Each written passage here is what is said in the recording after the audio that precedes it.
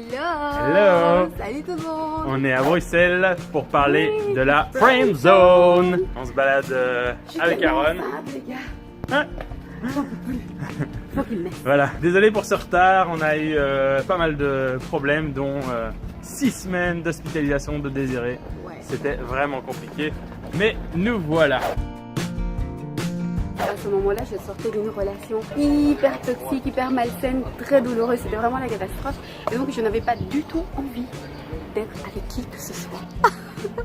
Et en fait, quand j'ai rencontré Tom, c'était génial parce que j'ai découvert qu'en fait, on était exactement dans le même délire. On avait envie, tous les deux, de rencontrer, je pense, un ami ou une amie, peu importe, et que l'amitié soit sincère, soit transparente, nous apporte de la paix. Et que ce soit solide. Et que ce soit solide, ouais, qu'on puisse construire quelque Sans chose de arrière-pensée. vraiment, de vraiment sérieux, sans s'attendre à quoi que ce soit derrière. Ouais, c'est toujours risqué de s'offrir, de faire confiance, ouais. Et de se montrer tel qu'on est, parce qu'on était très sincères l'un envers l'autre. Beaucoup d'authenticité. Ouais, c'est vrai. C'était même un peu trash par moment, parce que moi j'étais très sauvage. Mais je me suis dit, voilà, j'ai rien à cacher et c'est tout ce que j'ai à offrir, donc voilà. Moi personnellement, je m'étais séparé de la fille avec qui j'étais parce qu'elle ne respectait pas ma foi.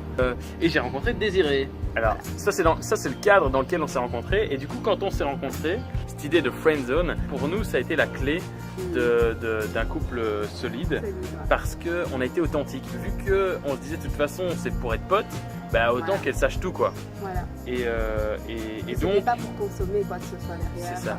Donc on faisait part de nos faiblesses, de notre vulnérabilité, des problèmes, des réflexions qu'on avait. Je me disais, mais tu sais, je me rends compte que il y a ceci, cela, et des choses parfois bizarres. Par exemple, je me souviens une fois, on se baladait en rue dans Bruxelles. Je crois que t'es dans le talon, non ? Dans le talon, ouais, j'avais trop dans le talon, voilà.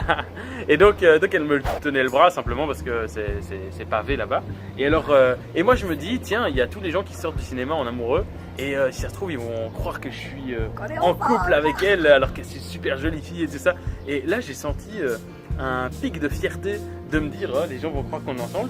Et du coup, preuve de notre authenticité et vulnérabilité, je lui ai dit, attends, parce que la situation qui est là en train de se passer, moi, je me sens fier d'être à côté de toi et que tu me tiennes la main.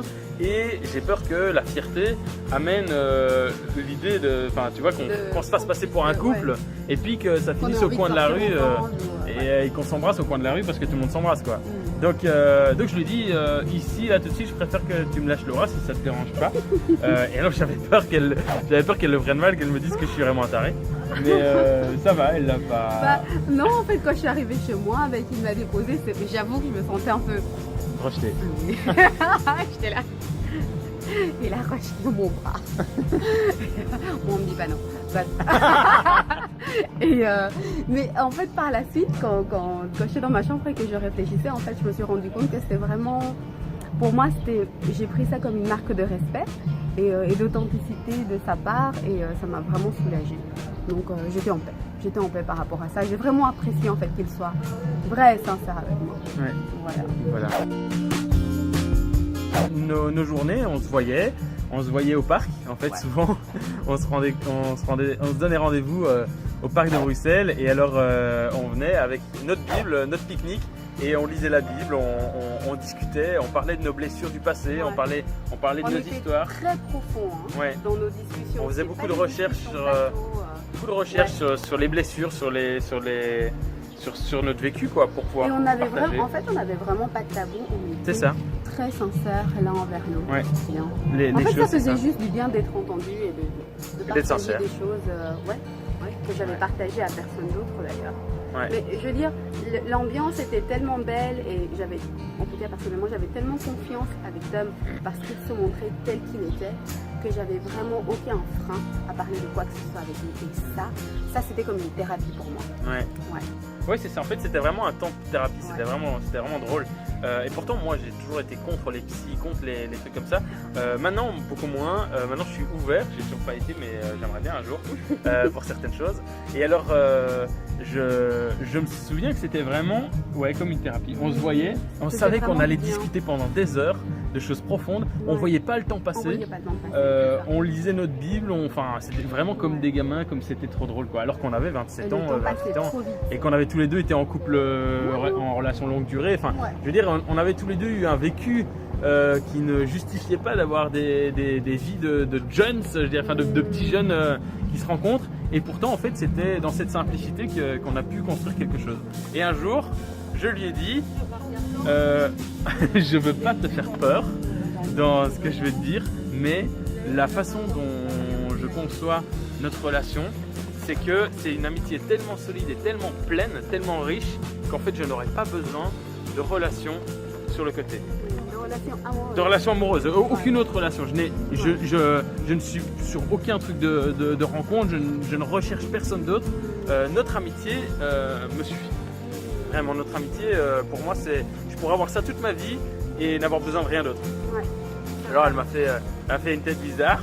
Et, non, c'est la suite qui était. Et, parce que juste après, je lui ai dit, et d'ailleurs, c'est ça que je veux avec ma future femme. Avec ma future femme, je veux que ce soit basé sur une relation aussi solide et aussi sincère, parce que les relations dans lesquelles j'ai été, ça a toujours été basé sur la séduction. À chaque fois, on essaye de gagner le terrain et de savoir qu'est-ce qui lui plaît, comment est-ce que je vais faire, tout ça. Et en fait, de la pression. Et en fait, c'était tellement bien d'être bâti sur l'authenticité, parce que du coup, il n'y avait pas de « Oh, quand est-ce qu'elle va découvrir quelque chose ?» ou je suis réellement. C'est ça quoi. C'est ça, c'était trop bien. C'était trop bien. Et donc, je lui ai dit, voilà, moi, j'ai même maintenant pour objectif de vivre ça avec ma femme plus tard. Là, elle a fait une tête. Genre... What? Et j'ai dit, mais attends, c'est pas une demande en mariage, hein. Je te dis juste, du calme. Je te dis juste que c'est ça que j'ai envie de vivre plus tard. Et c'est sur ce type de relation que je veux construire. Mais même là, tu vois, quand tu as dit ça, c'était génial parce que c'était vraiment ce que lui, il pensait. Oui. C'était ce que lui, il vivait. C'était Tom Noir. Voilà. C'était Tom l'authentique. Et pourtant, j'ai toujours eu un problème avec l'authenticité. En fait, c'est comme ça. C'est pour ça que j'ai été aussi attentif à ça. Parce qu'avant, j'ai toujours eu une grande gueule. J'ai toujours fait beaucoup de ramdam, beaucoup de bruit. Beaucoup de bruit pour rien, quoi. Et justement, la séduction, j'ai regardé la définition de la séduction. Et la séduction, c'est chercher à plaire, ou à impressionner, ou à se faire aimer.